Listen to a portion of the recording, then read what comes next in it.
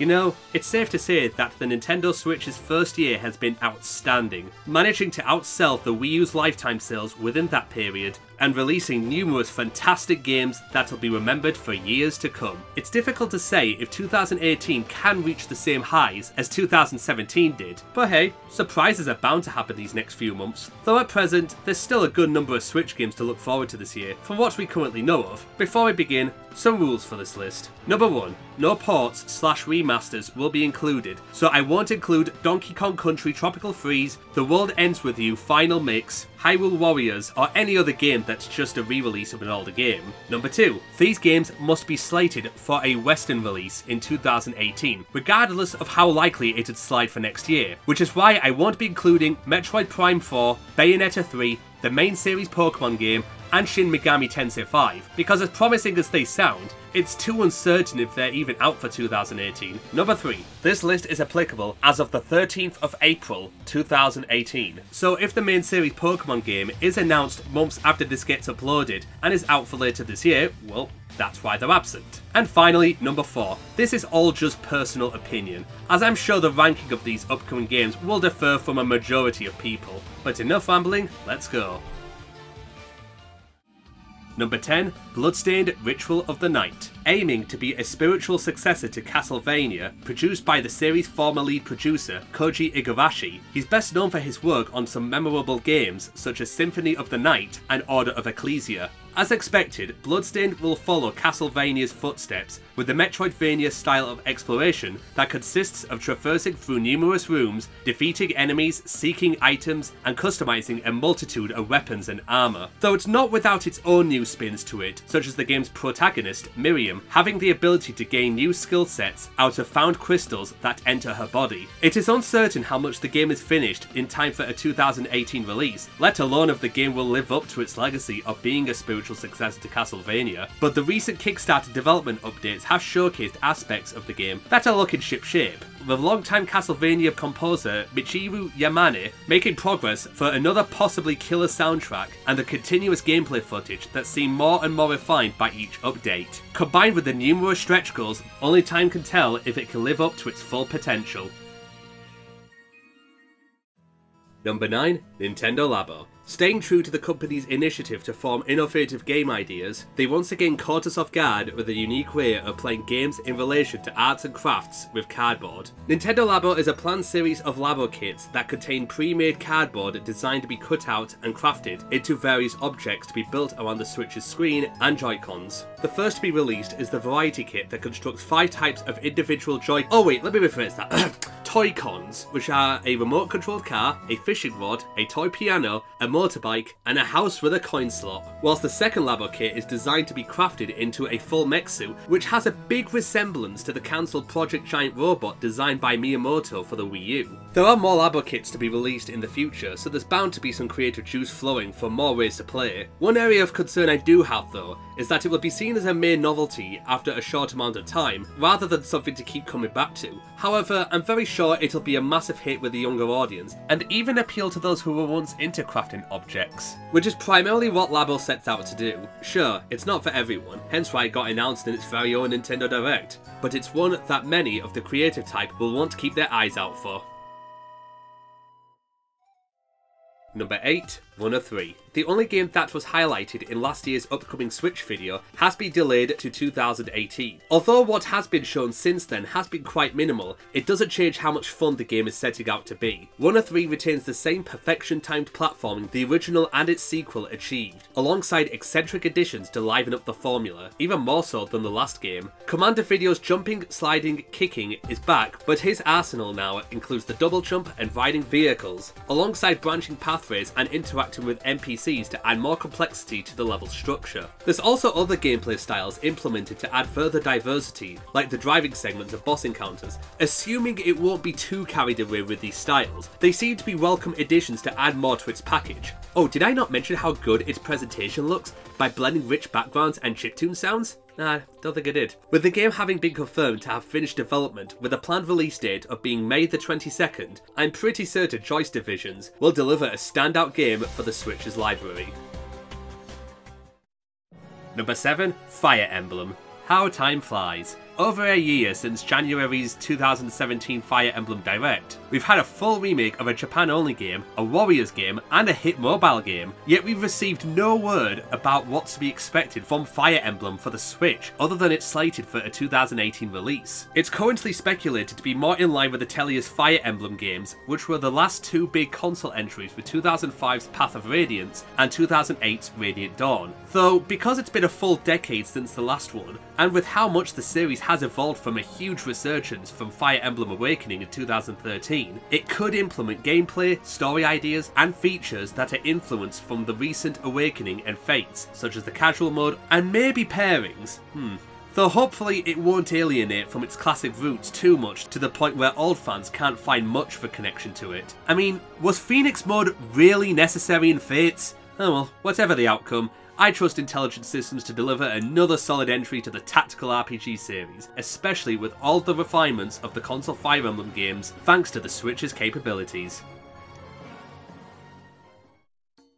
Number 6. Yoshi. Announced at last year's E3, Yoshi for the Switch intends to be an upcoming side-scroller, though with a cardboard aesthetic that seems inspired by the recent Yoshi's Woolly World, which makes sense when Goodfield, the developers of Woolly World, are also behind this game too. Though unlike the more traditional Woolly World that took advantage of its woolly environments, there are two opposite viewpoints that allow the camera to flip from one side to the other within each cardboard structure Yoshi enters himself in. Other than that, it's likely to be the same Yoshi platforming we all know and love, where he consumes enemies, turns them into eggs, and throws them. One thing that is notable about this game though is that it's running on Unreal Engine 4, which to my knowledge hasn't been explored much with Nintendo as of now, which increases the game's possibilities with the added horsepower. With rumours that it's set for a summer 2018 release date, we haven't got too long to get our hands on another notable game for the Switch.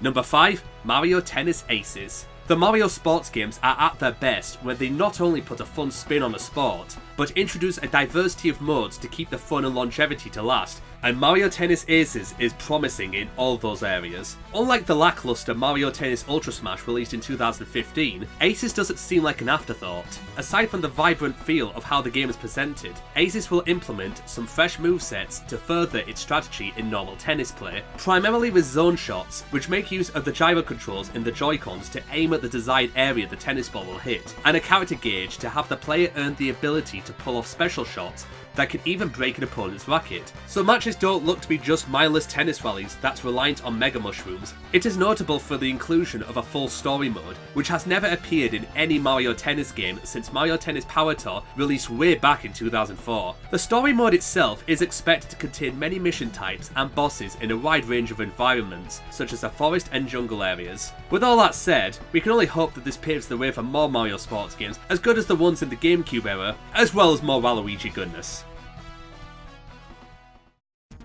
Number 4. Mega Man 11. About time! Mega Man will finally make his true return after an 8-year hiatus with its 11th installment in the classic series. It's anticipated to follow the same formula as the old 2D classic platformer games that contain tons of old school action platforming, traversing through various themed levels and battling a robot master at the end of their respective stage. The biggest change at first glance is the game's departure from the 8-bit aesthetic 9 and 10 adopted, moving to a 2.5D appearance by drawing a fine line between what's nostalgic but new at the same time. Despite the drastic change in style, director Koji Oda ensures that it'll contain the same tight controls so that it retains its core appeal. If you ask me, it's kind of giving me Mega Man 8 vibes when it modernized to 6th gen hardware in 1996, so I'm very keen to see where this direction goes. However, not too much is known about Mega Man 11 content-wise right now, other than the Robot Master Brickman, his weapon where Mega Man summons bricks to fall down in front of him from up high, and the stage it takes place in, which is a cool combination of construction and mining facilities. I mean, if anything, I'm hoping for those challenges to make a return from 9 and 10, and to be just as punishing. With tons more to be shown later these coming months, and with an estimated late 2018 release, Mega Man 11 is one for Mega Man fans and platformer fans to look out for.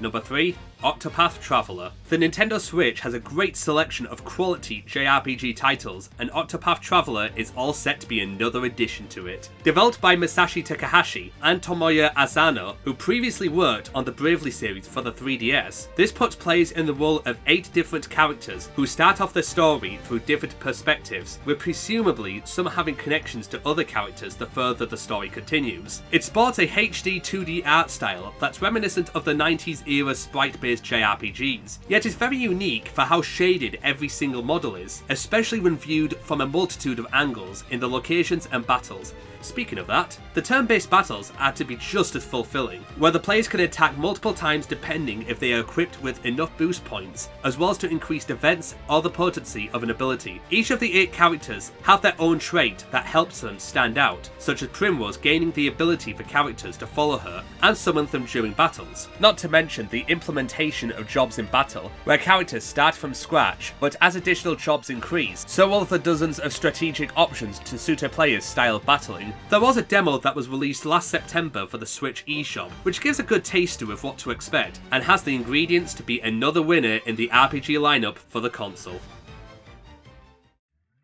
Number 2. Travis Strikes Again, No More Heroes. Initially teased at the Switch presentation on January 2017, Goichi Suda had been looking for the right opportunity to continue the series after No More Heroes 2 released for the Wii in 2010. Enough time has passed, and with the Switch containing similar yet unique motion-based technology of the Wii, Travis Touchdown's return is pretty much ripe at this point. Though unlike the hack-and-slash focus structure where Travis kills assassins in a killing game, this aims for a more different approach where Travis enters through several video games, each representing a different genre. In said game, you must slash your way through that particular world, depending on the game's category. They have their own characteristic to them. I quite like the one where you have to think about where Travis is positioned in the puzzle game, for instance. Then after exterminating many enemies that come his way, a boss fight will be present at the end of each game, each one looking as crazy as the numerous assassins from past No More Heroes entries. Suda has confirmed, as implied by the title arrangement, that it is not a direct sequel, but the beginning of a new adventure for Travis, and if Travis Strikes Again is as good as the previous games,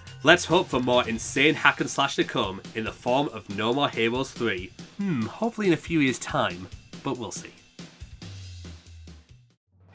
Number 1. Super Smash Bros. For the Switch. Rule of thumb. Every Nintendo console that comes out must have a new Super Smash Bros. Because let's face it, it's as inevitable as a new Mario game being announced. But anyway, the Nintendo crossover fighting game series had its latest installment on both the 3DS and the Wii U in late 2014. However, it was uncertain if the series would continue so soon, with the Switch launching over 2 years after the latest Smash. Then one brilliant teaser trailer later, so many questions about it are raised. Questions such as, will it be a port of Super Smash Bros. 3DS and Wii U after how many Wii U ports have been consistently released?